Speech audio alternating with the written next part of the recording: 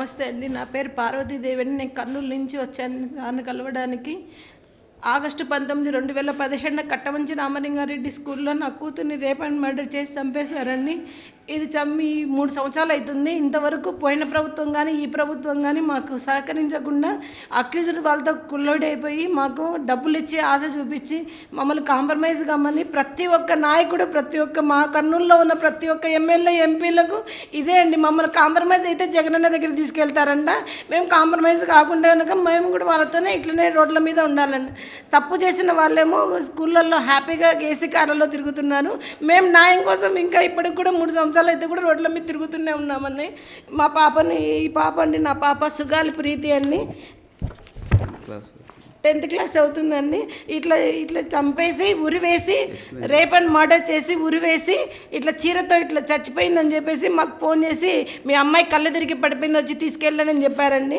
మళ్ళీ అక్కడ మాకంటే ముందుగా కనీసం ఒక 20 మంది పోలీసులు ఉండి అక్కడ చేయాల్సిన ఏవి ప్రాసెస్ 174 సిఆర్పిసి ప్రకారము క్లూ స్ట్రీమ్స్ పిలవకుండా, డాగ్స్ని పిలవకుండా, ఏది కూడా ఎవిడెన్సెస్ తీయకుండా 201 వాళ్ళకి సహకరిస్తూ, అక్యూజ్డ్ వాళ్ళకి సహకరిస్తూ చేశారండి. మరి ఇక్కడ మీరు గమనించగలిగితే ఇక్కడ ఈ చీరతో చూపిస్తున్నారండి, ఈ చీర గుర్తు. కానీ ఇక్కడ చూడండి, ఇది మాత్రం ప్రతి ఒక్క సామాన్య మానవుడికి తెలుసండి అది చీర గుర్తు కాదు, తాడుతో ఉరివేసి చంపేశారని తెలుస్తుందండి. అదేవిధంగా మాకు పోస్ట్ మార్టం రిపోర్ట్లో కూడా పాపకి ఒక్కరు కాదండి, పలుమార్లు రేప్ చేసి యూట్రస్ మొత్తము సెమెన్తో నిండిపోయిందని మాకు పోస్ట్ మార్టం రిపోర్ట్ కూడా మా దగ్గర ఉందండి. మరి మేము ఇంతగా న్యాయం కోసం పోరాడుతుంటే పోయిన ముఖ్యమంత్రి గారు కానివ్వండి, ఇప్పుడున్న ముఖ్యమంత్రి కానివ్వండి, ఏ అధికారులైనా ఎక్కడికి వెళ్ళినా కూడా వాళ్ళకు పట్టనట్లు ఉన్నారండి. వాళ్ళ పాపకు కాదు జరిగింది, ఎవరో పాపకు కదా అని ఇట్లా అనుకుంటూ పోతే ఇంకా ఆడపిల్లకు న్యాయం ఎక్కడ జరుగుతుంది చెప్పండి. ఒక ఆడపిల్లకు ఇట్లాంటి వాళ్ళకి శిక్ష పడితే ఇంకొక ఆడపిల్లకు ఇట్లా జరగకూడదని నేను ఇంత పోరాటం పడుతున్నానండి. నేను హ్యాండిక్యాప్న 2 కాళ్ళల్లో రాట్లున్నాయి, నిలబడ్డానికి కూడా చేత కాదు 5 నిమిషాలు కూడా. మా పిల్ల చనిపోయినప్పుడు పడిన బాధ ఒకటే నాకు గుర్తుంది, ఇంకేం గుర్తు లేదు. మమ్మల్ని చంపేసినా పర్వాలేదు, కానీ న్యాయం మాత్రం ఖచ్చితంగా జరగాలి.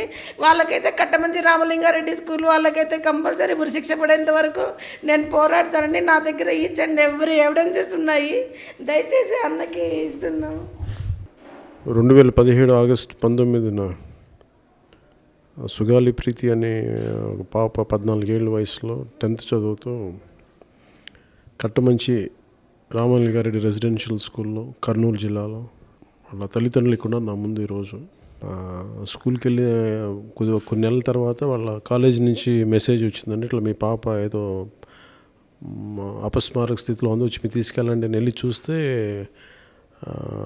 ఫ్యాన్కి ఊరేసుకొని ఎలాడుతున్న పాప కనిపించింది. తర్వాత వెంటనే అసలు అంటే ఇలాంటి ఇన్సిడెంట్స్ సంఘటన జరిగిన ఏమైతే పాటించాలి ఇన్వెస్టిగేషన్ ప్రాసెస్ అవేమీ పాటించకుండానే ముందుకు తీసుకెళ్ళిపోమని చెప్తే మొత్తం అప్పుడు విద్యార్థి సంఘాలన్నీ గోల్ చేస్తే పోస్ట్ మార్టం చేస్తే పలుమార్లు చాలామంది రేప్ చేశారని చెప్పేసి ఫోరెన్సిక్ టెస్ట్లో నిర్ధారణ అయింది. ఎందుకంటే అది యూట్రస్లో సెమెన్తో నిండిపోయింది అనేది డాక్టర్స్ కూడా రిపోర్ట్ ఇచ్చారు. కానీ ఇక్కడి నుంచి రాజకీయ ఒత్తిడి వల్ల వీటి వల్ల వీళ్ళని ఇబ్బందులు పెట్టి అందరి గత ప్రభుత్వంలోనూ ఇప్పుడున్న ప్రభుత్వంలోనూ వెళ్ళకనే న్యాయం జరగట్లేదని నేను జనసేన పార్టీ తరపు నుంచి కూడా నేను నా విజ్ఞాపన ప్రస్తుత ప్రభుత్వం వైసీపీ నాయకులు జగన్ రెడ్డి గారికి కూడా అసలు ఏం జరిగింది ఏంటి, దానికి వారికి చేసిన వ్యక్తులకు శిక్ష పడేలాగా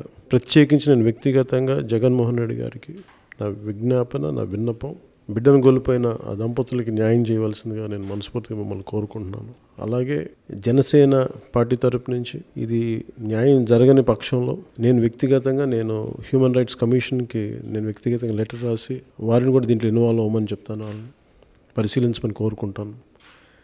ఎందుకంటే వాళ్ళు కోరుకుంటుంది బిడ్డ చనిపోయింది, ఇలాంటి సంఘటనలు ముందు ఇంకెవరికి జరగకుండా అందుకు వాళ్ళ బాధను కూడా అధిగమించి ముందు వేరే బిడ్డలు జరగకూడదు, మా బిడ్డకైతే జరిగిందని చెప్పేసి అది కడుపు తిప్పేసే సంఘటన వింటున్నా కానీ రిపోర్ట్స్ చూస్తున్నా కానీ మనస్ఫూర్తిగా దీనికి డీజీపీ గారు కూడా కొంత దీని మీద స్పందించాలని మనస్ఫూర్తి కోరుకుంటున్నాను. అది మేము మటుకు ప్రభుత్వం కానీ పోలీస్ శాఖ కానీ స్పందించిన పక్షంలో హ్యూమన్ రైట్స్ కమిషన్తో పాటు దీన్ని ఇంక వేరే స్థాయిలో ఏ విచారణ జరిపిస్తే దీనికి న్యాయం జరుగుతుందో కూడా మా వంతు కృషి మేము చేస్తామని మనస్ఫూర్తిగా తెలియజేసుకున్నాం. Thank you.